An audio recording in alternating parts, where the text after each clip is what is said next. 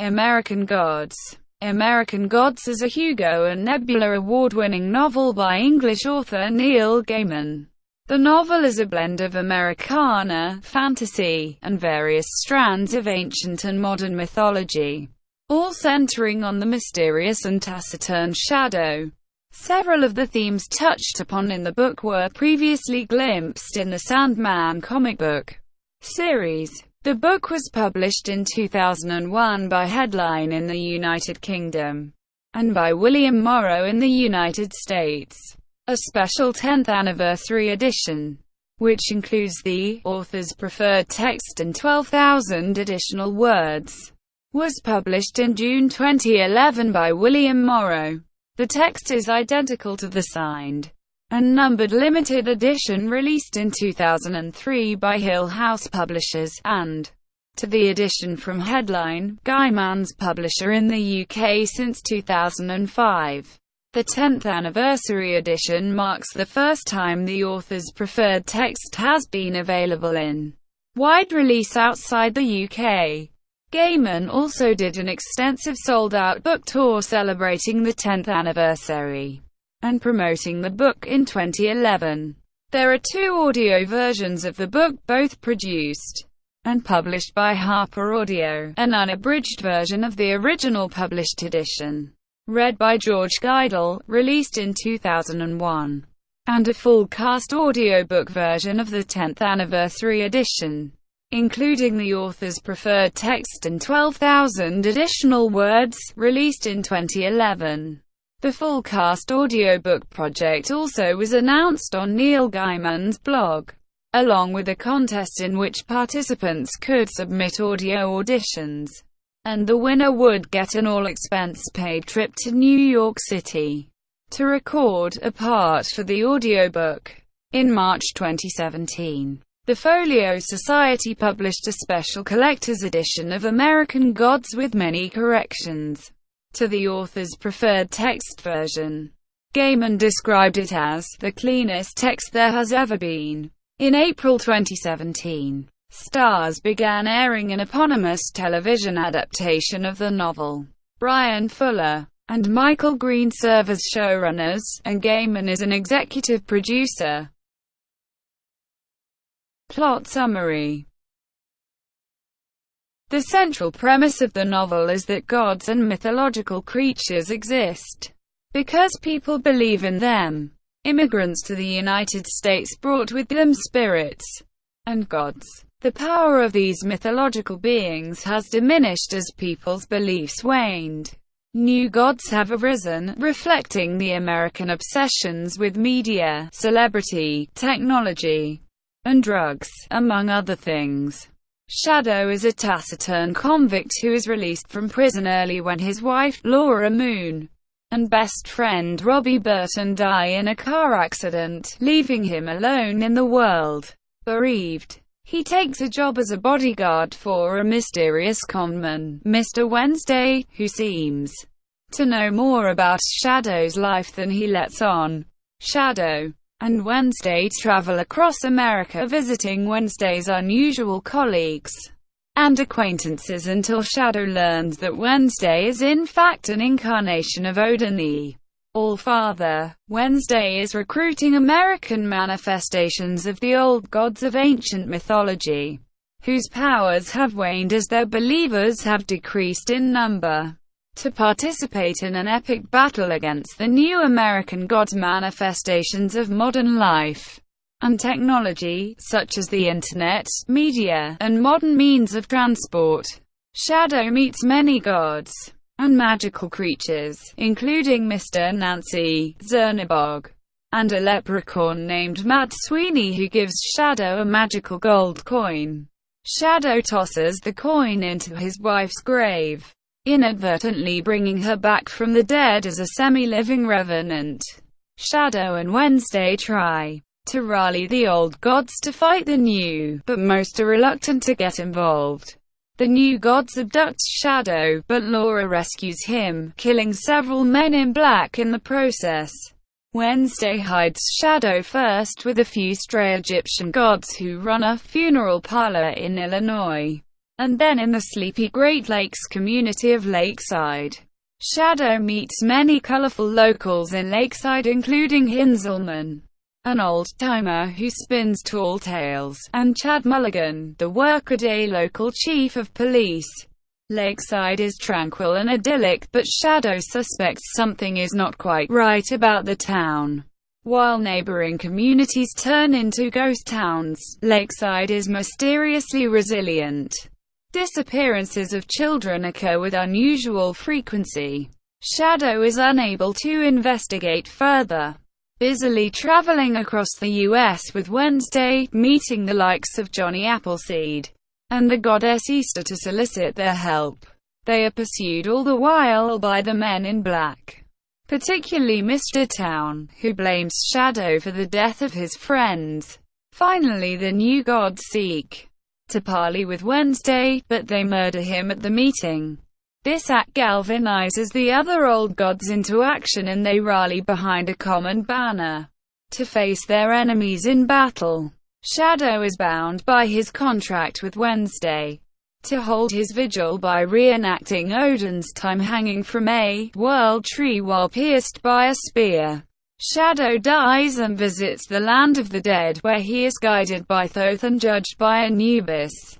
Easter later brings him back to life. During his time between life and death, Shadow learns that he is Wednesday's son, conceived as part of the deity's plans. He realizes Mr. World is secretly Loki Smith, and that Odin and Loki have been working a two-man con. They orchestrated Shadow's birth, his meeting of Loki in disguise in prison, and Laura's death. As part of the con, Loki had ordered Odin's murder so that the battle between the new and old gods would serve as a sacrifice to Odin, restoring his power, while Loki would feed on the chaos of the battle. Shadow arrives at Rock City, the site of the climactic battle, in time to stop it. He explains that both sides have nothing to gain and everything to lose, with Odin and Loki as the only true winners. The US is a bad place for gods, Shadow tells them, and he recommends they return home. The gods depart, Odin's ghost fades, and Laura impales Loki on a branch of the world tree. She finally dies after Shadow takes the magical coin from her. Shadow returns to Lakeside, where he finally stumbles on the town's secret. The missing children have been abducted by Hinzelman, who is a kobold.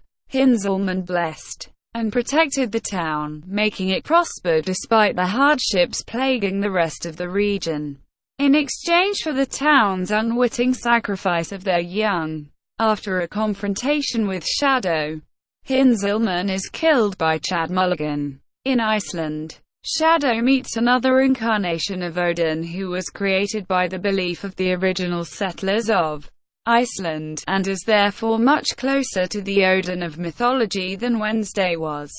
Shadow accuses Odin of Wednesday's actions, whereupon Odin replies that, "He was me, yes, but I am not him." Shadow gives Odin Wednesday's glass eye, which Odin places in a leather bag as a keepsake.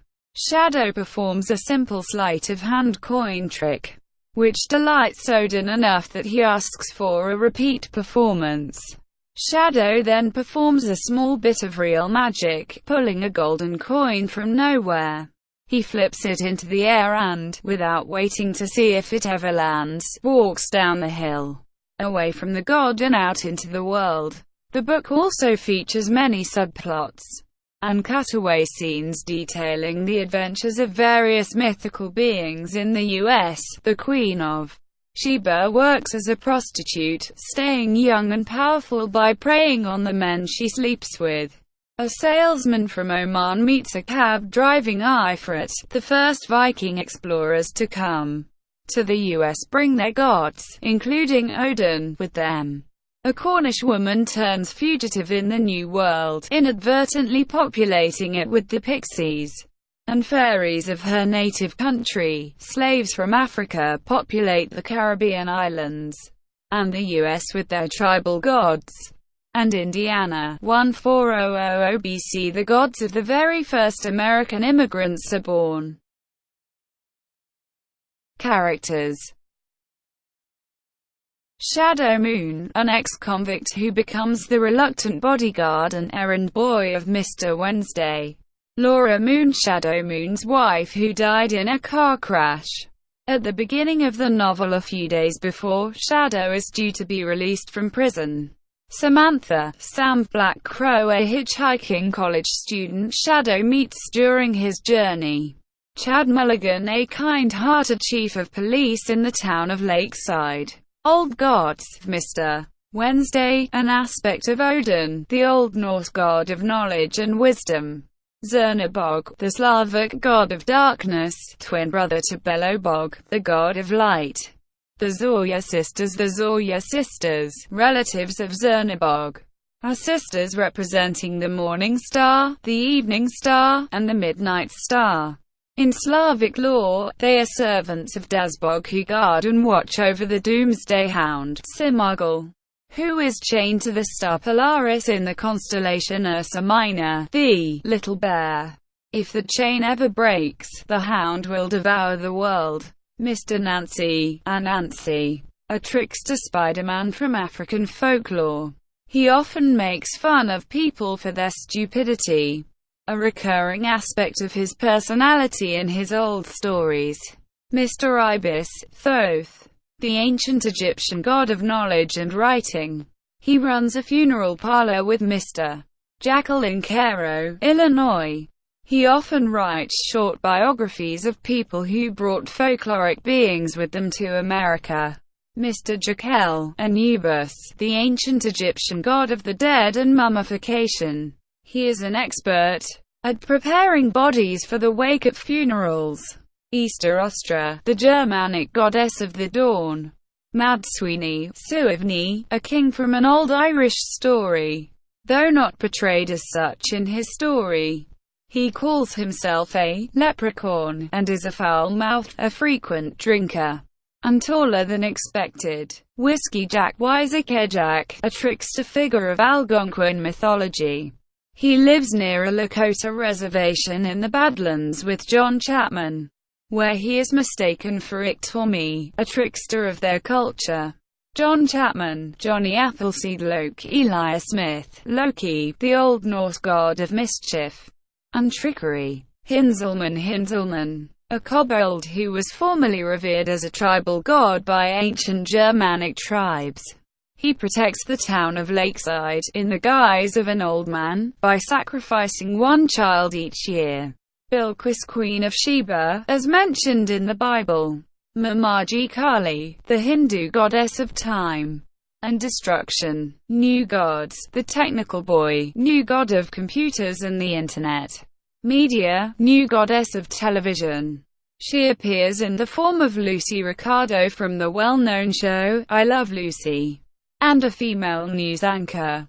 The Black Hats, Mr. World, Mr. Town, Mr. Wood, and Mr. Stone exist out of the U.S. obsession with black helicopters and the men in black. They work as spooks for the new gods, the intangibles, new gods of the modern stock market, the personification of the invisible hand of the market. Influences.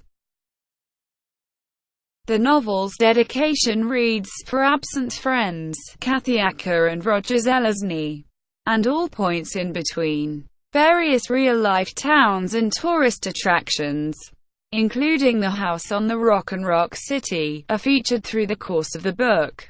Gaiman states in an introduction that he has obscured the precise location of some actual locales. According to Gaiman, American Gods is not based on Diana Wynne Jonas' 8 Days of Luke, although they bear an odd relationship, like second cousins once removed or something. When working on the structure of a story linking gods and days of the week, he realized that this idea had already been used in 8 Days of Luke. He abandoned the story, but later used the idea when writing American Gods to depict Wednesday and Shadow meeting on the god's namesake day. About John Jammes' novel Votan. Gaiman stated, "I think probably the best book ever done about the Norse was a book that I couldn't allow myself to read between coming up with the idea of American Gods and finishing it. After it was published, I actually sat down and allowed myself to read it for the first time in 15 years, and discovered it was just as good as I thought it was." The novel also shares a number of themes and images with Gaiman's comic book series The Sandman. For instance, in American Gods, Shadow dreams of thunderbirds and a mountain of bones. Similarly, in The Sandman's A Dream of 1,000 Cats, a cat speaks of a dream in which she is wandering a mountain of bones and being circled by a bird similar in description to the thunderbirds of American Gods. In addition, one chapter features a young girl, described in a way similar to the Sandman's character Delirium. Also, the device of traveling around America to visit old shabby gods was used in the Brief Lives storyline, where Dream goes on a road trip to visit old shabby gods. Website tie-in. While Gaiman was writing American Gods, his publishers set up a promotional website featuring a weblog in which Gaiman described the day-to-day process of writing, revising, publishing, and promoting the novel. After the novel was published, the website evolved into a more general official Neil Gaiman website, and Gaiman still regularly adds to the weblog, describing the day-to-day process of being Neil Gaiman and writing, revising, publishing, or promoting his current project. On 28 February 2008, Gaiman announced on his journal that for 1 month, the complete text of American Gods would be available to the public on his publisher's website. Reception. The book won the 2002 Hugo, Nebula, Locus, SFX Magazine and Bram Stoker Awards, all for Best Novel, and likewise received nominations for the 2001 BSFA Award, as well as the 2002 World Fantasy, International Horror Guild and Mythopoeic and British Fantasy Awards. It won the 2003 Geffen Award. In May 2010, American Gods was selected in an online poll to be the first One Book One Twitter book. Adaptation. In July 2014, it was announced that Starz would be developing the series with Brian Fuller and Michael Green. The series debuted in April 2017. Related works. Gaiman's subsequent novel, Anansi Boys, was actually conceived before American Gods, and shares a character, Mr. Nancy. It is not a sequel, but could possibly be of the same fictional world. Although Anansi, the spider god of African legend, appears in both American Gods and Anansi Boys, implying a connection, one of Gaiman's signature touches is the use of illusion, both to works by other authors and to mechanics and themes used in his own books, though some elements from American Gods are mentioned in Anansi Boys. None of the gods of the latter mention the importance of people's belief in them, and only deities of African and Caribbean folktales are seen or mentioned. In an interview with MTV News published on the 22nd of June 2011, Gaiman announced he had plans for a direct sequel to American Gods. He was apparently planning to write a sequel even as he was writing the first book. The sequel is likely to focus more on the new gods. In December 2011, Gaiman announced that in January 2012, he would begin work on what is essentially American Gods 2. In addition to the planned sequel, Gaiman has written 2 short story sequels featuring Shadow Moon, the Monarch of the Glen. First published in Legends 2, takes place in Scotland, 2 years after American Gods. The second short story, Black Dog, written for Gaiman's short story collection Trigger Warning, takes place a year later in Derbyshire's Peak District. The Terry Pratchett novel Small Gods explores a similar thought-form origin of deities. While Neil Gaiman says he did not read the novel, he explains he had a similar worldview to Pratchett due to their same geographic origin and daily phone conversations. He also sought advice from Pratchett on resolving plot elements of American Gods. Thank you for watching. Please like and subscribe below.